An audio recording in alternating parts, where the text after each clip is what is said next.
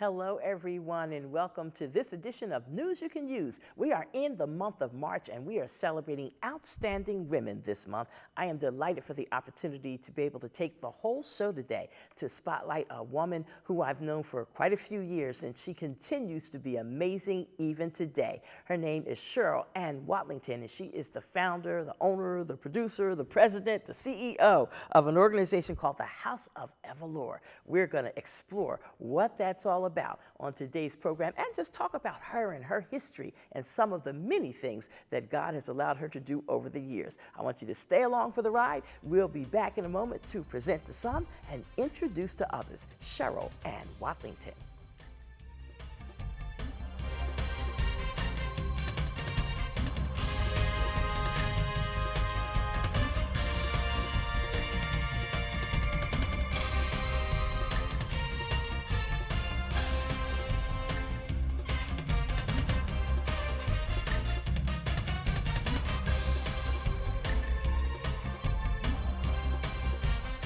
And we are back. Before I forget, I want to salute the lady who makes everything happen here at LaSalle TV, since it is Women's History Month. So to Tanya Ellis, Professor Tanya Ellis at LaSalle TV, thank you for all you do to lift up women and to lift up your students and to lift up everybody. We salute you this Women's History Month. And now we want to shine the spotlight on you, Miss Lady. I tell you, Cheryl Ann Wadlington, it's so good to have you. Oh, it's so good to see you. Thank you, Thera. And we have a lot of history. We do. So I'm happy to be here. I am thrilled to have you. I'm a little nervous because I feel like you're one of my bosses, per se. I watched you do all the stuff I'm doing. You've done it. You did it years ago.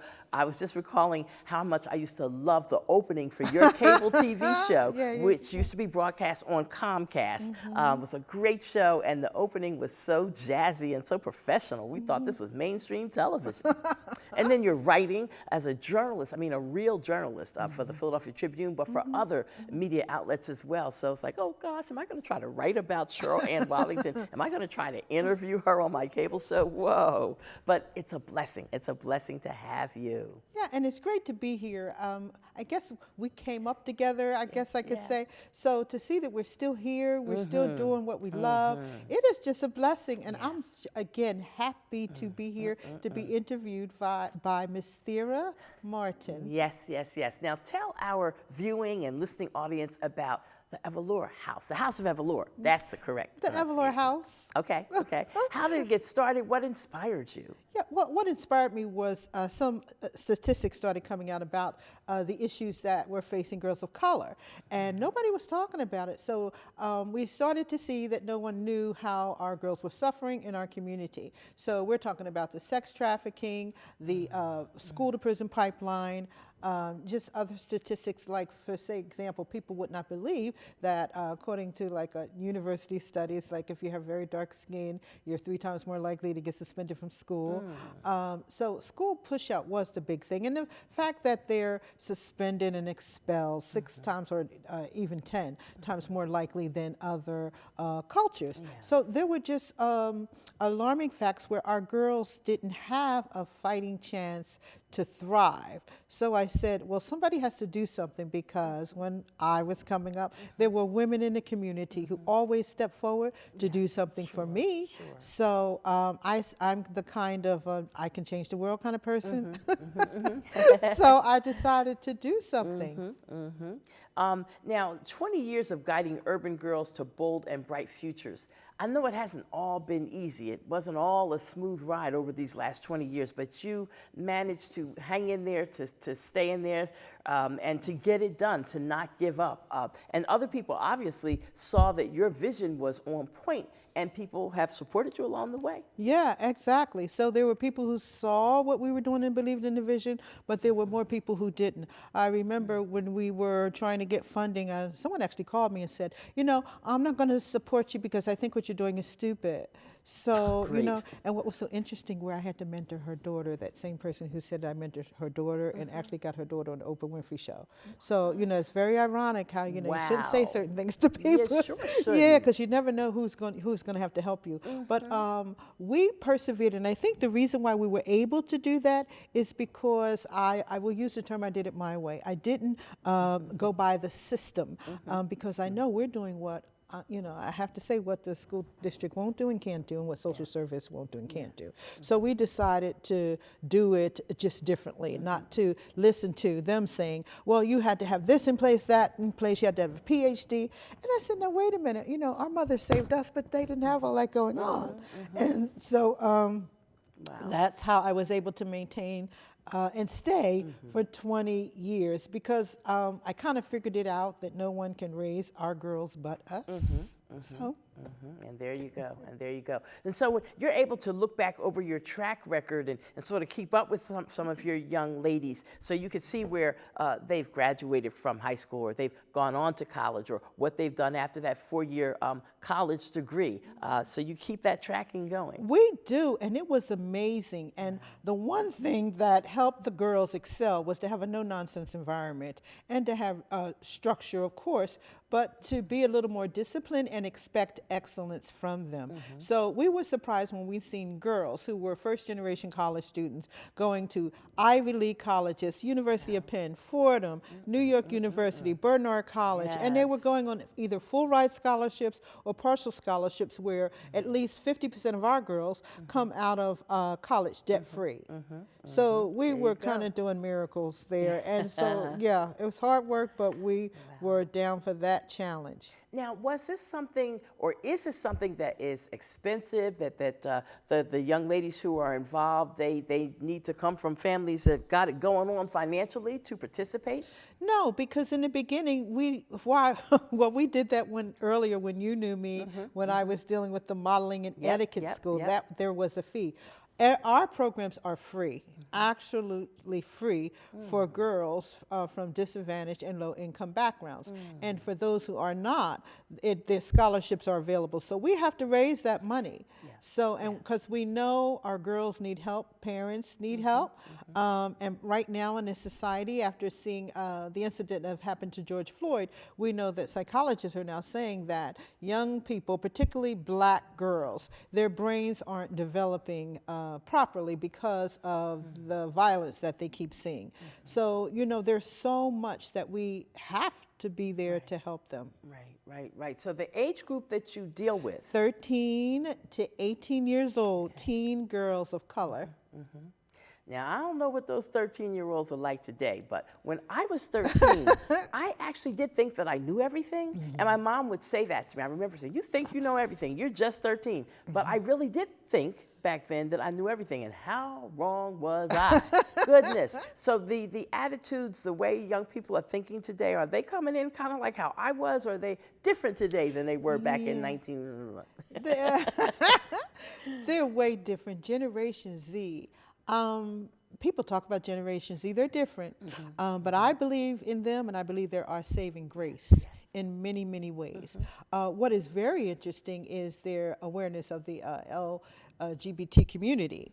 So we have girls who are more aware of sexuality, whether they're questioning, and we always get in these debates about, because they're 52 different now, 52 different gender identities, you know, and I always ask them, I said, did you go to the library to study them? And they said no, you know, so, you know, just yesterday we were having an interesting conversation about that. So they're so much more aware of their sexuality, but one area where I find that girls of color aren't aware of is their sexual health. You know, and what to do and what not to do. So that's why we make sure we implement that session, sexual health and healthy relationships, what that looks like. Absolutely. Our young ladies have to value themselves. They really do. I recall being at a school for career day, and I went to the ladies' room, and there were two high school students, girls, in the ladies' room, and they one of them was telling about how her boyfriend had slapped her around the night before, and the young lady sounded so hype about it, excited, like it was a good thing, and I'm like, huh? I'm like, baby girl, if a young man is putting his hands on you, That's not love. Yeah. That doesn't say that he cares about you. And I did not know them, they did not know me, but I had to put my 2 cents in anyway. Exactly. My goodness. Yeah, and they see that at home sometimes. Yes, Yeah. yes. So, again, and then with the statistics, because I think in Philadelphia we have an outbreak of STDs again. And then I remember maybe about 10 years ago, half of the African American teen girl population had STD. That was half of our population. So not to mention what that does to the reproduction organs, and so it was serious. So we asked why aren't they educated? So that has to be something that has to be addressed. Sex education in school, is that not a thing anymore? Apparently it's not. Well, it is, but apparently it's not doing anything. Why is it affecting our population? And it was the same thing with HIV. So again, sometimes the alarm doesn't ring loud enough. So I decided to step up and do something because it's just not acceptable to me. Thank God you are here. Thank God we have Cheryl Ann Wadlington still doing her thing in the city of Philadelphia and beyond. My understanding is that your organization is not just a Philadelphia thing. It is beyond. So when we come back from break, we will talk about that. But for now, I want you to put out your website address again, or any other social media tags you want to share so people can find you. Thank you. Okay, I can do it now? Yes. Okay, yes. Our Evoluer House our website is evoluerhouse.org, and you can find us online. Our Instagram is the Evoluer House, and then on Facebook and Twitter, it's just Evoluer House. So come and connect with us. Right. Well, up on the screen, I see that we do have the website. We thank our executive producer for being so efficient and for putting that up there. We're going to continue our conversation with Cheryl Ann Wadlington in a few minutes. And aside from the fact that she is the president and the founder of this wonderful organization, she has a whole nother story in fashion. I call her a fashionista. And so she's going to talk about that part of her story in just a few moments. Stay with us right here at News You Can Use.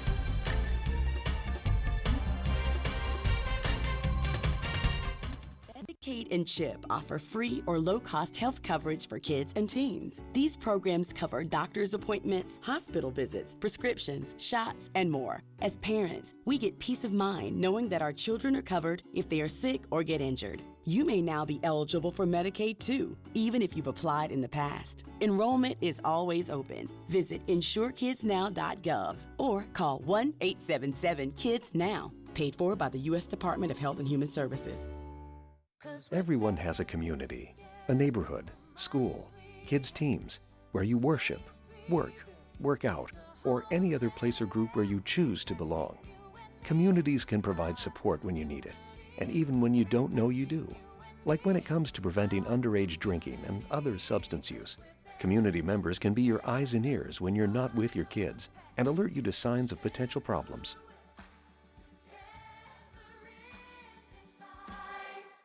Hey, I'm worried about your parents. We need to show them how to spot phishing emails. Agreed, the scammers are out of control. Plus, help them add multi-factor authentication. Yes, we use MFA at work and it's great.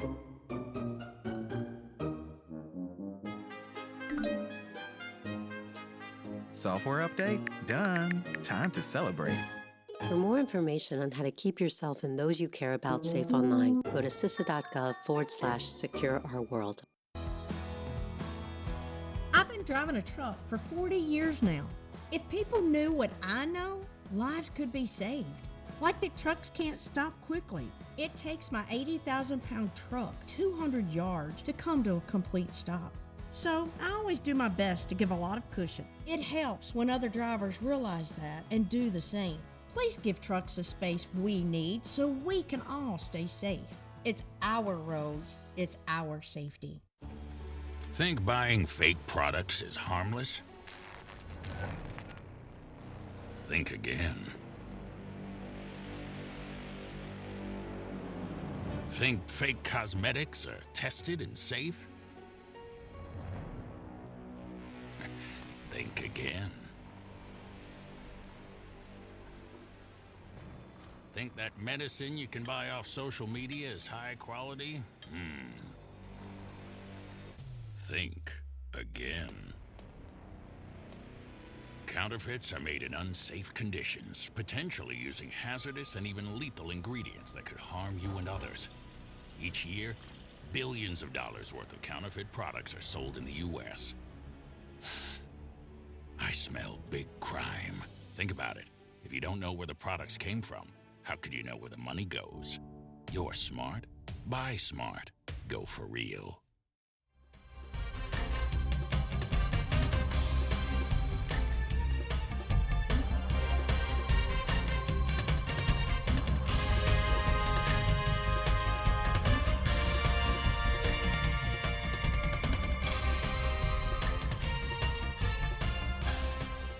And we continue right now with our program, News You Can Use, as we celebrate women for Women's History Month. I want to celebrate all the good women of the world, and certainly all the good women of Philadelphia, the positive women of Pennsylvania who work every day to try to lift other people up and to lift women up in particular. Yep, I'm going to go there. We are delighted for all of our women who are working smart, working hard every day, good mothers, all of that. So with me right now, we've got Cheryl Ann Wadlington, and I'm so glad you are here. She is the founder of her own organization. It is a nonprofit. We didn't say that before. Yes, a nonprofit organization. The House of Evoluer. Yeah, the Evoluer House. The Evoluer House. Okay. 20 years of guiding urban girls to bold and bright futures. That's largely what it's about. And we talked about Evoluer in our first segment. This segment, I want our viewers to get to know you a little bit more. Okay. Now, some of them may remember you from your years of hosting your own cable television show. Or they remember you from your byline in the Philadelphia Tribune and some of the other print media outlets that you've worked for. Yes. But let's start with the cable show that you used to do. When did that opportunity first come about, and how were you able to work that to lift people up? Yeah, well, my girlfriend told me that I just need to get on TV and do it. So since I was like an entertainer / someone who was just in the public eye, I said, you know what, let me do that. And I think a lot of it was built around fashion or lifestyle. So I just took the opportunity. It was a natural transition for me. Well, I mean, you've always been, if somebody said to me, one word that you connect with Cheryl Ann Wadlington, I'd say fashionista. Even to this day, well, maybe I might change it now and say mentor fashionista. but you have always been like a fashion person in my brain, like always sharp as could be, hair in place, makeup perfect, nails, everything. That's what you've always been. Yeah, well, that's my background. So I've been in the fashion industry since I was 5, right, as a kid model. Not that I wanted to, my mother made me do it. So, but also I graduated from the Fashion Institute in New York. So, and then I was a fashion and beauty journalist for like Essence and all the top magazines in the country. So now I still have the fashion company, but I transitioned to empowering women. And, I have contracts with like major TV networks, and I dress their news anchors and their meteorologists and things like that. So that's where I want to be. I don't want to dress the world like I used to. I just want to stick with certain people that I can really empower. I remember, now you're making me really go back. When I first started doing my program here at LaSalle TV, which was a blessing and an opportunity for me, there was a young lady who came in for the very first show that I taped, and I do not recall her name, but I only know her because of you.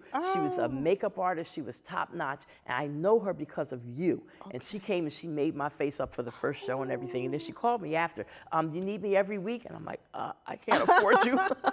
And I wish that I could, because she made me look good. But that was because of you. So you really helped to plant a seed for me, even over here at LaSalle TV. Yeah, well, whenever you need help, you can call me and we'll talk. You got the big shots. You got the big shots. You're doing networks and all that. Yeah. Well, that's what I worked hard. I always had a factor of excellence, and I think you know that. I was a little different, and I just wanted to excel and be the best at what I do and be a contribution to my field. And so now I got an email from the president of the Fashion Institute, and I wasn't the best student. And so now they said, we want you to be on the alumni council, the first alumni council. Wow. So now I'm on the first inaugural alumni council at the Fashion Institute in New York. Go ahead. And Go ahead, the great thing for me, they launched a Justice Center. So the Justice Center main objective is to make sure that more Black and brown people are part of the $1 trillion fashion industry. So I'm happy to be able to move it forward, pay it forward. Yeah. the White House.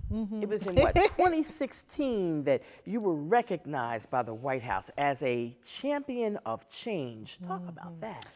I almost fell out the chair when they called and said, this is the White House, because I thought somebody was playing. And then they said you were one of 10 women they selected in the world to get this award for high quality programming for young girls of color from marginalized neighborhoods. And so I just said, what? Wow. Me? You know, who basically has an organization that doesn't have that much money, you know, so to be recognized by Obama and the White House, that was an honor. President Barack Obama. Yep, exactly. He got it right. Yeah, he got it right. Yes, he did. Yes, Yeah. he did. That's amazing. Now, I got a call from the White House at one point in my career. I had been working on trying to get permission to do a live broadcast on the lawn of the White House. At the time, I was working at WHAT radio station. Okay. I was the program director. The diva in charge was Mary Mason, but it was my idea to do a broadcast in the White House, and I kept sending letters and asking permission.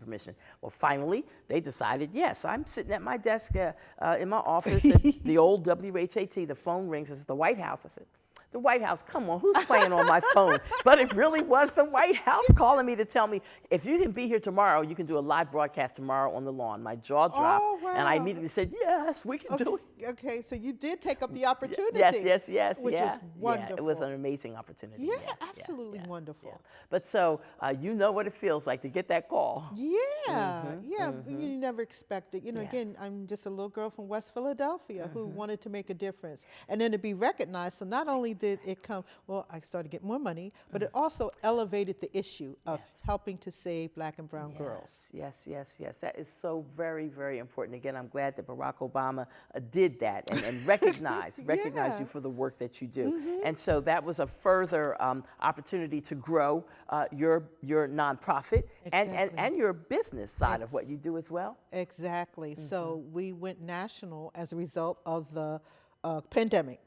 So we had, go ahead. We had no idea we were going to go national. And so we had to take the program online because the sad part about it, we had parents who died. We had young girls, teenage girls of color who had to go out and get jobs, and then they would catch COVID. It was just devastating, and they were failing school, and all kinds of things were going on. So the minute we went nationwide, we started getting girls from Texas, Arizona. It just went crazy.